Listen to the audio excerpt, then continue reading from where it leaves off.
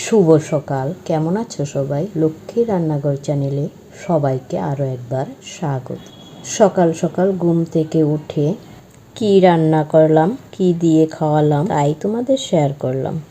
এই তো দেখো, লাল মোটা আতপ চাল ধুয়ে হাঁড়িতে চাল ঢেলে দিয়েছি, পরিমাণ মতো একটু লবণও দিয়েছি। আর আমাদের জলের পরিমাণটা এমনভাবে দিতে হবে ভাতটা যাতে একটু আঠালো আঠালো ভাব থাকে।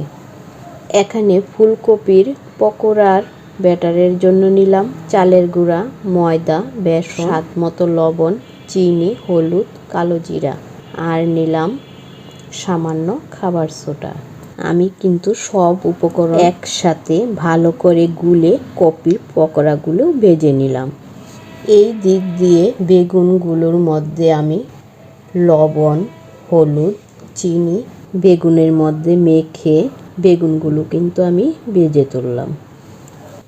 এখন জাউ বাদ দিয়ে কপির পকোড়া, বেগুন ভাজা ঘি দিয়ে পরিবেশন করলাম। তবে খাওয়াটা ছিল খুবই অমৃত, লোভনীয় ছিল, প্রশংসনীয়। ভালো লাগলে লাইক, কমেন্ট, শেয়ার করার অনুরোধ রইল। নমস্কার।